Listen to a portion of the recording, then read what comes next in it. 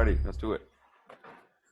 Hello, everyone. My name is Victor Monga. Most of you have heard me over this CCSK study group sessions again and again, so I won't take much of your time to introduce myself. On the screen here, you'll see there's a QR code which will take you to LinkedIn, Twitter, and YouTube. All of these recordings will be posted on our YouTube, and you can watch it later on. All of these slides are available on our LinkedIn, also on Twitter. So if you are subscribed to all of those social media channels, you'll get notified when we post it. Today is our week 4, module 4 of CCSK study group, and all of these efforts are done by CSA LA chapter.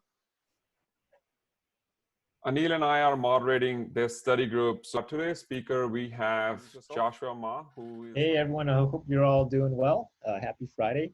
My name is Josh Ma, and I've been going to CSA events for about 6 months now, since maybe about last October, November. My background originally, before I got into security, was actually in civil engineering, and I was in the Navy for about 8 years. Last year, I decided I wanted to switch careers, get into this exciting field. And I went to a boot camp in the summer in Chicago. And then once I finished that up, I moved back to LA and started working a couple months ago for SoCal Edison, doing risk assessments. So really love the stuff that we're learning. Thankful for CSA for the opportunity to kind of like learn and all this stuff, because when I was in the military, I was in a professional society. And for the local chapter, I just remember it was a lot of work to kind of put on together any kind of event, but certainly anything that requires like funding or approval from like the national chapter. So thankful for Victor and Anil setting this up, and I hope you're all learning lots. I certainly am. Awesome. Thank you. So in return, all we ask for commitment. Make sure you're participating, you're learning. At the end of the day, that is our reward if you certify yourself with CCSK. A quick update on CCSK. Again, every week we talk about it. There are 14 domains, 6 modules, and 1 exam. You get about 60 questions you have to complete in 90 minutes, and passing score is 80%. As I said, I think 2 weeks ago, I passed the exam. So if I can pass it, every one of you can. Today, we are at our week 4. We have completed all 3 weeks. All the slides and YouTube recordings are available. Module 1, we reviewed resource pools and characteristics of cloud, service model, deployment model, shared responsibility. And it should have taken you guys about an hour and a half to cover that. As I said, all of that is available. Slide deck is available on LinkedIn. That's the short URL. And this is the YouTube link. Everything is available in this slide deck. So if you don't have access to it right now, that's all right. You can access the slide deck later on. All these links you can copy paste in your URL. Same goes for week 2 as well. We have it available. You can review it and watch the YouTube video as well. Module 2 should have taken you about 2 to 2.5 hours, where we talked about infrastructure as service security. We talked about SDN. We had discussed how the management plane, control plane, and the data plane are different. We had talked about the challenges we see for software-defined networking. We also talked about cloud network security in general. Again, all of these slides and YouTube videos are available. Module 3, we had discussed during a week 3 study group. Joshua covered that pretty well. He talked about governance. He talked about the security risk. He talked about compliance. He talked about audit. So if any one of you have any questions, again, go back to the slide, go back to the YouTube recording, and you should be learning all of that in your training. You should be learning about CSA tools, and there are a good amount of questions, I would say, during the CCSK exam on CSA tools. So make sure you're familiarity about CCM, Cake, Star Watch. There are about 7 units in module 3, and it should have taken you guys about 2 to 3 hours, I would say. Okay. Same goes for week 3 as well. We have slides, we have YouTube. There's a short link as well that you can use it to access directly those slides and YouTube video. This is one thing we're gonna keep harping on, make sure everybody understand the shared responsibility model. All right, with that, I will shut up and pass it on to Josh. All yours, man. All right. Hey, everyone. Again, hope you're doing well. I don't know if you're muted or anything, so if anybody has any questions, maybe hopefully I can hear them. Otherwise, maybe they'll pop up in the chat, and then Victor will stop me before I kind of get too crazy off the road. Again, my name is Josh, and I'm here talking about Module 4. Really enjoyed Module 3 with Bishoy last week, and I'm excited to talk about our topic, which is about data security in the cloud. And if you had done this module, it takes about 1.5 to 2 hours to cover. And the topics here on the right, they're pretty straightforward, right? We're going to talk about data storage. We're going to talk about how to secure data when it moves to the cloud. And then we're going to talk about like encryption for the 3 service models, IaaS, platform as a service, and software as a service. And then we'll talk about key management. And then we'll talk about other data security options aside from encryption. And then we'll kind of round back to the big picture, which is data security lifecycle. And if anybody has any questions, please feel free to jump in. If you have any examples or clarifications, certainly jump in as well. Okay, so cloud data storage, it's pretty simple. There are 4 major types of cloud data. And the first one would be volume. So volume is like, really akin, if you've worked with any sort of virtual machines, it's sort of like virtual disk images. So it's a virtualized representation of like a hard drive. That's pretty straightforward. I think the next one, object, might be a little bit more complicated, but object data storage is sort of the virtual representative of file systems in the cloud.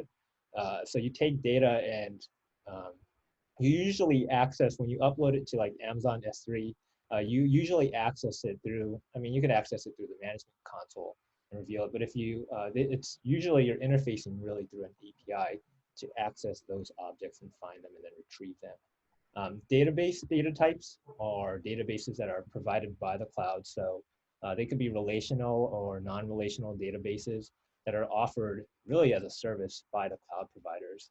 And then the last one, application platform data types, are data that is sort of put in a SaaS or platform as a service cloud service, but you really don't have any insight as to how they're actually storing the data like behind the scenes. So if you use something like a Dropbox, which is a SaaS application, you put your files in there, behind the scenes how Dropbox actually stores it, you don't really have any insight. And that kind of goes back to our shared responsibility model of, you know, the cloud provider really being responsible for how that data, what that data looks like behind the scenes. And you're just responsible for getting your data up there and retrieving it later on.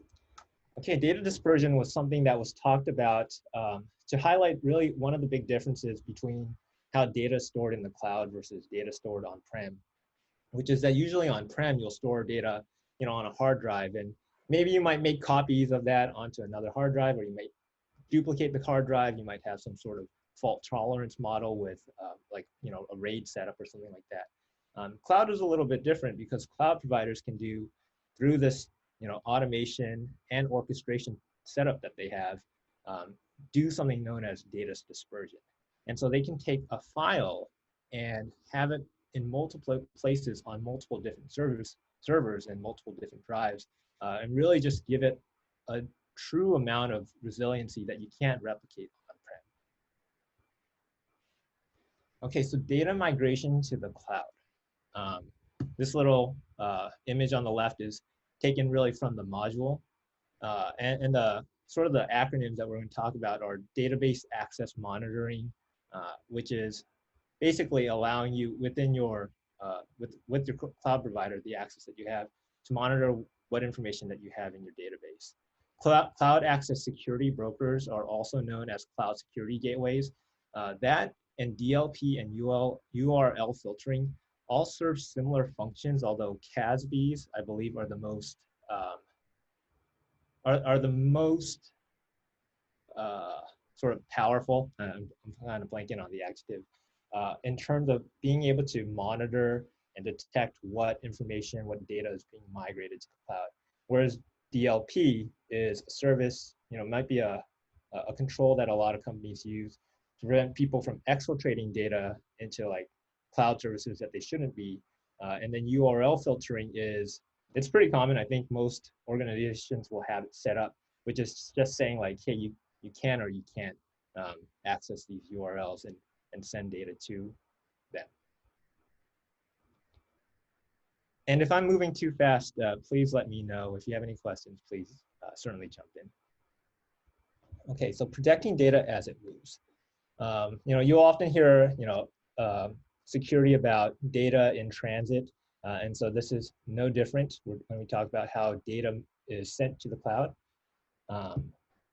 There is, oh, sorry, Mary, I just saw your question. So can I explain CASB again? Sure. Oops. Okay, cloud access security brokers, aka cloud security gateways. CASBs they're sort of these monitoring and detection tools. And I don't know if it's detection, but they're these tools that sit within your cloud, or I think they can be third-party like services that you would get from like the marketplace within your cloud provider that allow you to sort of at a very fine grain detail track the data that you're sending up into the cloud. Yeah. Can I point? Yeah, Josh, do you mind if I take them? Sure. Yeah, so Mary, the way CASBs have been invented, or the foundation of CASB was there were a lot of different cloud providers. For example, if your company is doing work with AWS, Azure, GCP, Ali Cloud, all of a sudden now you have to have different accounting, AAA for all of these cloud providers.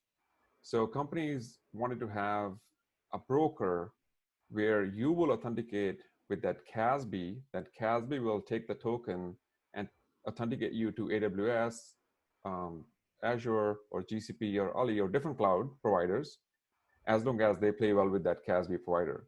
So it broker that connection from your company employee to different cloud providers. So for example, if that employee is no longer with your company, all you got to go to your CASB management console and disable that account. All of a sudden now that employee slash ex-employee cannot access into any of your cloud providers. So when we started the cloud journey about in 2010 to 2013, companies had to manage these user databases separately, and that was becoming cumbersome. That's where CASBs come in light, and that's where they solve the use case of managing different cloud providers' authentication, authorization, and accountability using a method called brokering that. Does that answer your question, Mary? Okay, she said yes, she got it. Thank you. Thanks, Josh. Yeah, no, thanks, Victor. I think that answered my question too. The CASB similar to OpenID? OpenID is the protocol that you can use. So okay. yeah, OpenID is one protocol you can use as long as your cloud provider and CASB provider uses it. Okay. So, okay. Thank you. Mm-hmm. Okay, so we were talking about encrypting data as you migrate it to the cloud. And there are three main ways. The first one would be client-side encryption, which is not so much encryption of data in transit, but it's just encrypting the data client-side on your device and then uploading actual encrypted data up into the cloud. And that way, if you need to retrieve it, you would pull it from the cloud and then unencrypt it. Network encryption would be sort of what we're used to using something like TLS. You do a TLS handshake, and now you have an encrypted channel to send your data into the cloud. The cloud providers often have an API to do this, so I think as you just find a way to upload it through either the management console or through the command line, they have really as a native service, the ability to encrypt this data as it gets sent to them. And then the last one is a proxy-based encryption, where you're sending it to an encryption proxy. And this one I'm not too familiar with, but again, I think it's similar to what we're going to talk about later on, and maybe a little bit like a CASB, where there's a third-party company that's going to handle the encryption for you, but you have to send your data to them. Can you not set up a proxy on your own for your own organization? Because that's confusing. So is a proxy like one proxy for your organization, or is it like go through a third-party company? I understood this as using a third-party company, although I think you can set up your own proxy server to send it if you have the sort of the know-how or the infrastructure to do that yourself. But I think, as I understood it from the module, it usually meant going through sort of an encryption proxy provider, and that usually I understood that to be third-party. If I'm misunderstanding, please correct me, but that was You're absolutely right, and I'll echo to that. The way proxy-based encryption have been used for cloud providers is something that you can either have your own proxy on-prem, or if you have multiple different data centers, multiple different locations in different geo locations, then you would rely on some sort of a vendor or organization who provides it or offers it.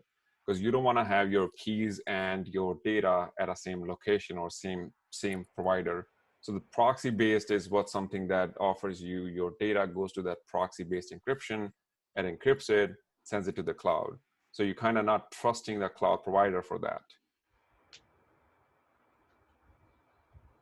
Does that answer your question, Vishal?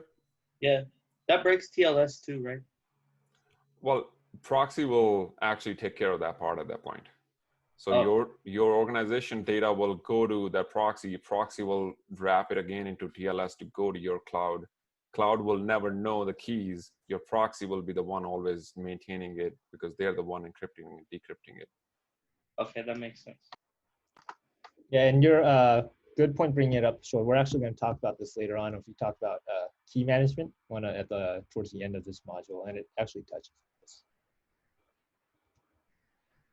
Okay, access controls. I definitely highlighted or bolded the first point, which is that access controls are the most fundamental data security control.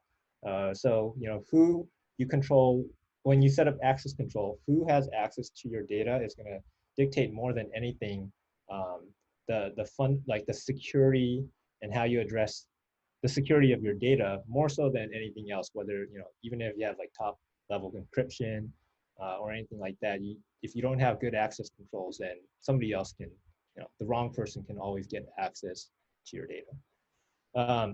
The next part would be access controls. Access controls are kind of broken out into 3 layers by CSA. So first one would be like management plane, and that's like whoever has access to, setting up your infrastructure. If you think about who has access to the management console, or what permissions and what they can spin up and what they're granted.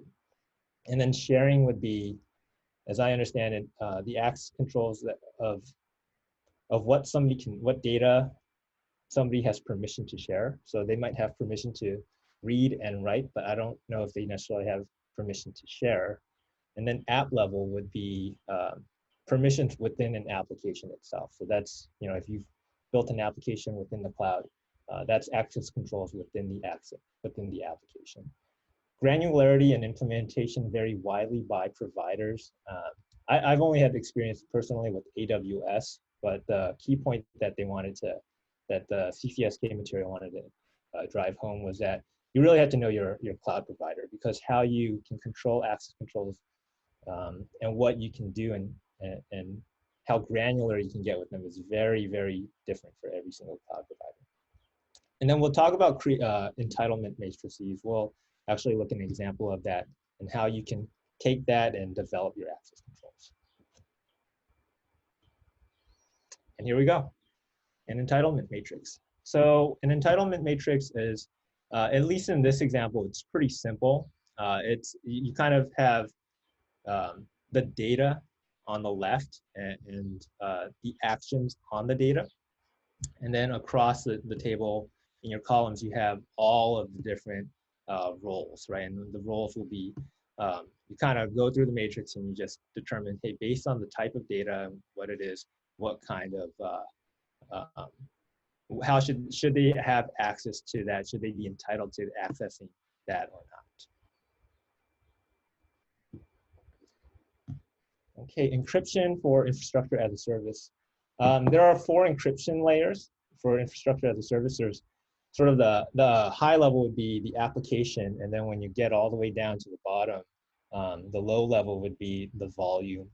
And one of the points that the module touched on was that if you encrypt, if you have fine granular data that's really discrete and you want to encrypt that at the top level, at the application level, because the only way you would be able to access that is by unencrypting it, by having the access to it at the application level and not below it in the database file or volume.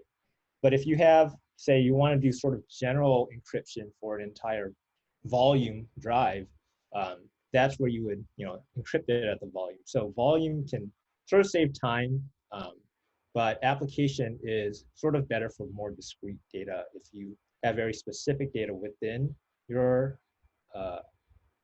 specific data that you're trying to make sure that's particularly sensitive and that you want to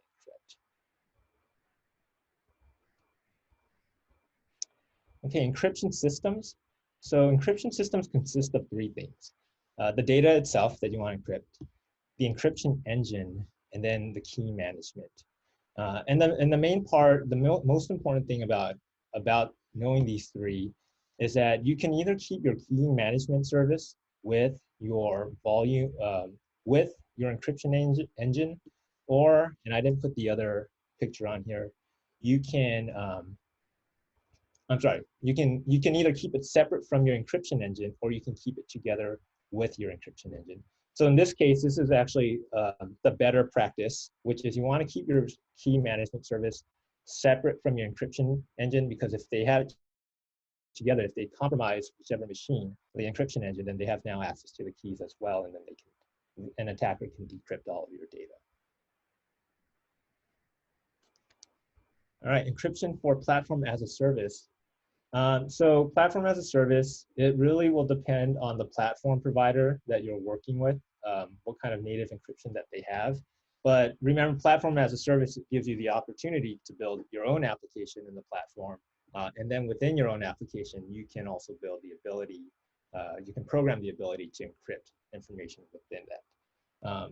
Also, you can use external encryption services. I don't have personal experience with this again, but my guess is maybe that there are 3rd parties in the marketplace that will be able to do this for you, or the platform as a service provider will have external encryption services that they can offer you.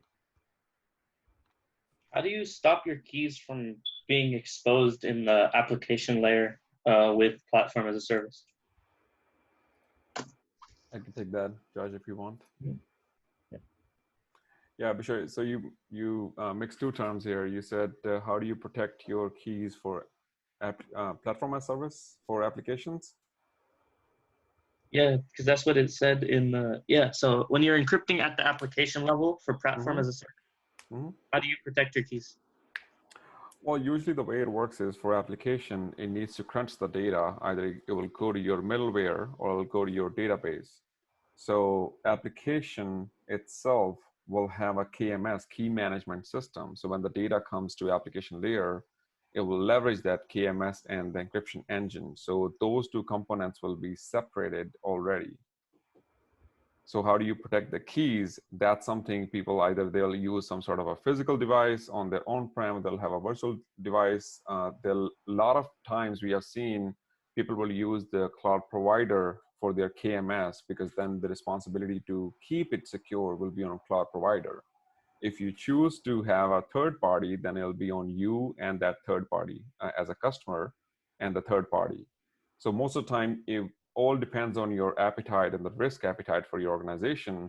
If you feel like that, this is something that's simpler, we'll keep it simple, have the cloud provider manage the keys for us, let's leverage their KMS.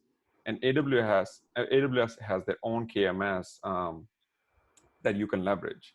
So in that way, it's the responsibility is on AWS themselves to manage and protect it. Unless you're exposing your keys in the application, that would be something how you're interacting with the external users, how your application is interacting with it. That will be the coding of your application itself. Does that answer your question, Bishar? Yeah. Okay, thanks. How do you encrypt at the application level without exposing your keys in your application? Yep. So as I said, the data doesn't get processed. It will come. So first of all, the data, for example, it's using TLS. It will land on your first level. Okay. Application will process it when it comes to data at rest, or if it needs to actually go back to your database server to do whatever the queries would be, whatever the application it's supposed to do as a function, it would use the key from KMS, use the encryption engine to either decrypt or encrypt, crunch the data, encrypt it back, give it to the application, use a TLS, deliver it back to the customer. Okay. That answers my question. Thank you. Awesome. Sorry, Josh, I keep interrupting. Hey, no, you explain these a lot better than I can, so definitely jump in. I also want to add that it's all API based, right? So, and if the services that are allowed to access the KMS are restricted, that's a way to manage it and ensure that you don't have a bad player steal a key or something. Exactly. Thank you, Abe. That's a very good point, actually. Most of these applications, or the way we consume these days, is APIs, and API has a lot more security around it, and we can whitelist it, how it's getting triggered and provoked. And API has its own challenge, but yes, that's another way. Thank you, Abe, for chiming in. Sure. Yep. And Mary also brought up a question about, or comment about hardware security modules. And yeah, actually, we'll be touching on that too towards the end when we get into key management at the end of this module. So just moving forward to encryption for SAS. So SAS encryption, and I think maybe Bishoy was talking about this, less flexibility than platform as a service or infrastructure as a service, relying on a provider support encryption. So you're relying on your cloud provider, your SaaS provider to encrypt the files for you. So you don't maintain the keys. Somehow they have a way to access, and they're responsible for maintenance of the keys and decrypting your files. And then again, this one talks about using third-party encryption proxy. I know we touched a little bit about this, and I think there's a risk about if you use a third party to break your or to encrypt your data as it goes into cloud. If that data is used in the application for some sort of for following function or something like that, using a third-party proxy can break the application, or at least can break the functionality if it doesn't encrypt it properly. Okay, so key management. This kind of rounds back to the questions that we were talking about earlier, which is sort of the top hardware HSM is something that you control physically. And that means you're actually in control and possession of your keys. Whereas at the bottom, provider managed, it means provider managed and controlled, they have the keys. They're responsible for maintenance of it, and you don't have control. And I'd like kind of like to say, think of it as you might necessarily have more security having an HSM being in control of it. I don't know if that, that sort of depends on what your security practices are and the risk management your organization takes. Are you more secure than a cloud provider who is managing and maintaining your keys? But I would certainly say that I think the provider managed at the bottom is sort of more convenient. It's the ability to sort of just put all the responsibility on them to maintain it. But again, is that the risk appetite your organization is comfortable with? I'm not really sure. So again, HSM is something that you have, that you own the keys. Customer key managed is, I'm not exactly too sure. I think that's management of your keys, not necessarily in a hardware security module, but in maybe a virtual machine or virtual appliance, but you still something that you are the ones in control of the keys. Third party is the example that Victor talked about before, which is Maybe another third-party service has your keys, but it's not the cloud provider themselves. So it's the trust isn't, you're not trusting the cloud provider to maintain your keys, you're trusting a different party to maintain your keys. And so you're not putting all your eggs in one basket in the cloud provider. And then provider manages what we were talking about earlier about the provider, maintaining and using your keys to encrypt your data. Okay, other data security controls. We talked a lot about data encryption. In fact, the majority of the module was focused on encryption, but we definitely want to highlight that there are other controls that you can take and other sort of security best practices that you can enforce in order to maintain good data security. The first one being data security architecture, and the image on the right is an example of that. As I understand it, this is an example of corporate data centers sending their information to a drop bucket in the cloud, and once a certain threshold is met in that drop bucket, there's a function as a service, sort of kind of touching on serverless computing, where you can take that data, spin up an instance, do whatever it is that you need to do to process that data in a private virtual network that has no gateway to public, no public-facing gateway. It crunches that, puts it in a result bucket, and then it sends it out back to your corporate data center. And it's data security by architecture because you processing data in a private network that's not public-facing. Plus, it also spins down, so it's not an attack vector for anybody looking to attack any sitting data in there. Other data security controls would also include monitoring, logging, and alerts in your cloud network. And we're talking about this in data security, but really I think we're going to kind of talk about that all throughout a lot of our CCSK training, which is just making sure you have monitoring, logging, and alert solutions in place. The module also talked about DRM-like capabilities, so putting DRM-like capabilities on the data itself, so you can make sure that the people who if somebody who shouldn't have it, DRM, data resource management, I think it means digital rights management. Correct me if I'm wrong. I think it's kind of like back in the day when you bought something from Apple Music, like a song, you couldn't copy that and send it to somebody. There's something embedded within that data that prevents you from sharing it, or prevents somebody else from using the data or accessing and reading it like you would want to. You're right. Okay, and then finally, other data security controls is data masking.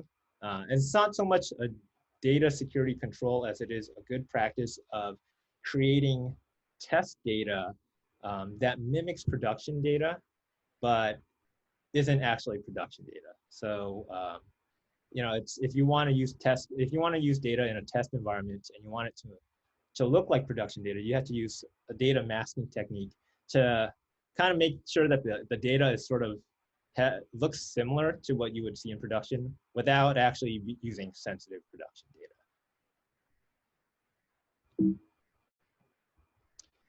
And then the last part of this module is the data security lifecycle, which is, it just kind of wraps up this whole module by thinking about and focusing on the big picture of data. You want to look at data as you kind of go through this life cycle, everything from the creation of it to storage, the usage, who the data gets shared with, how do you archive it long-term if you're required to archive it, and then ultimately, how do you get rid of that data? So you really want to think about how the data in your organization flows, what's possible with it, and then who should be allowed to use it. Again, this is just to focus on the big picture of the data as it flows within your organization. And just as an example of what is possible, what is allowed, this looks a little bit like the entitlement matrix, but this was a table that they called mapping controls, which is for every piece of data and for a piece of data and for a user in your organization, that data, what's possible, what kind of actions can they do with it? Can they read and write it? Can they execute it? And what should be allowed? And that yellow line of security controls delineates where you should put a security control to make sure that they can only do what is allowed and not do everything that's possible with that data. What security control would you put there? I think it'd be updating your like the permissions on the data. So if you have data that I would think of like file permissions and user groups. Maybe you would update like what the groups maybe that would have access to read or execute that.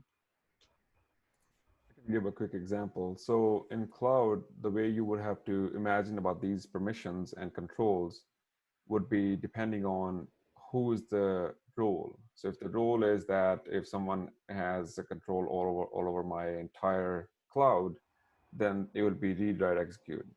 Then if I have DevOps guys, they just want to have serverless machine spinning, then they can only control that side, not the networking, not the imaging, not the other automation that I have with my cloud. If I have my database administrator who is just consuming the database on my cloud, then based on the object, I will define their security controls and what they can do with it. And location is where we will have to define if, for example, I have someone in Frankfurt, they should not be accessing my cloud here in US East or West. They should only be accessing their side of the cloud so that when they are creating or modifying any changes, it shouldn't come here. So once again, all of these columns kind of help you define those based on the object in cloud, and that would define as a function what they can do, and then action and location. Everything have to relate back to the cloud, what we are consuming as a cloud consumer and what our users can do. And that's where the CASB comes in really effective, because they can see the source IP, they can see the source user, OU. So that's where they can help you a little bit on that side. Did that answer that question? Yes, yes, thank you. Awesome. Yeah, and Mary had a comment. I think about AWS identity and access management when I think about permissions. Yeah, I think, I don't know if IAM is exactly the same as access controls. For me, I do think that they're very, very related, and I think about it permissions too when I think about that. Yeah, definitely. IAM is definitely a subset of security controls if you think about it, but security controls can be as simple as that. I want to make sure it's logging. I want to make sure that it's capturing if there's an unusual behavior of someone is accessing the way they are accessing the object in my cloud. So IAM is definitely a huge portion of security controls, but security control itself is a broad term based on the risk appetite and the attack vector, threat vector for my organization. Okay. All right, Josh, thank you so much. That was great. Before we kind of wrap up, anyone has any questions, anything that you want us to kind of repeat? No? Okay, well, with that, thank you so much. All of these slides and recording will be available. As we always repeat, we have this cadence every Friday, 4 p.m. for CCSK study group. However, we also have other events going on. As we just explained how to install Zeek yesterday, we had a great speaker who kind of went through it hands-on. We provided the virtual machines where you can get the experience on your own lab as well. So keep track of those events as well. Make sure you're participating if you would like to learn more about other than CCSK. So scan this QR code. It'll take you to our LinkedIn, Twitter, and YouTube, where you can stay subscribed and stay connected to all of those events.